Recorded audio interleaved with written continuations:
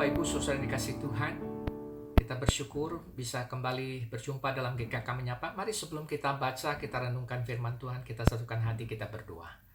Bapa yang di surga, terima kasih untuk kesempatan kami pagi hari ini untuk membaca dan merenungkan firman-Mu. Mari ya Tuhan, bersabdalah karena kami siap untuk belajar dan diajar oleh firman Tuhan. Dalam nama-Mu Tuhan Yesus kami sudah berdoa. Amin. Bacaan kita pagi hari ini terambil dari Filipi pasal yang ketiga, saudara. Filipi pasal yang ketiga, ayat yang ke-17 sampai yang ke-20.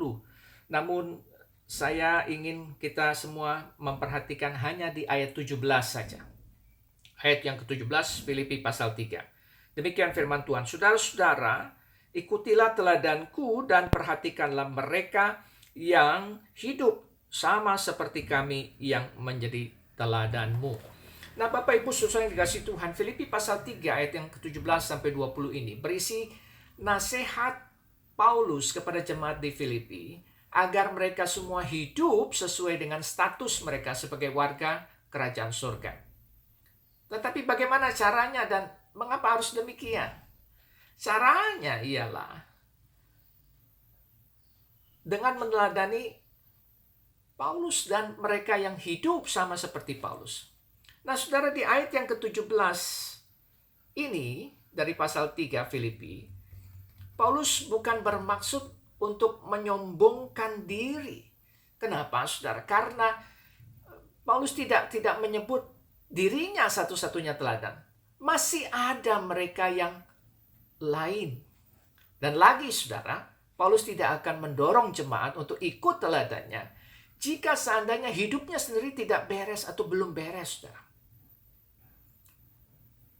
Sebab jika demikian, maka Paulus tidak akan jadi berkat bagi orang lain. Nah, saudara, sebagai warga kerajaan surga, sudahkah kita meneladani para pemimpin rohani yang jadi teladan bagi kita? Selanjutnya, saudara, lalu, mengapa kita harus hidup sesuai dengan status kita sebagai warga kerajaan surga? Jawabannya ialah bahwa menjadi warga kerajaan surga itu bukan sekedar status, saudara. Dan Paulus paham akan hal ini, maka dia berkata, ikutilah teladanku, yang artinya, saudara, mulai dari dirinya sendiri. Dia telah menghidupi nilai-nilai yang berlaku sebagai warga kerajaan surga. Tentunya, dia ingin juga agar jemaat Filipi mengikuti teladannya. Ini kedua, saudara, jemaat itu dipanggil, kita semua dipanggil untuk hidup benar dan bukan jadi batu sandungan. Jika dicermati, saudara, ada indikasi bahwa di antara jemaat di Filipi itu ada yang hidupnya sebagai seteru salib Kristus. Seperti nilai-nilai yang mereka hidupi itu adalah nilai-nilai yang bertentangan dengan salib Kristus. Itu bisa kita lihat di dalam ayat yang ke-19. Dan karenanya mereka jadi batu sandungan. Padahal kita semua, saudara, sungguh dipanggil untuk menghidupi nilai-nilai salib Kristus sebagaimana yang Paulus hidupi. Karena itu, saudara, mari kita introspeksi sejenak.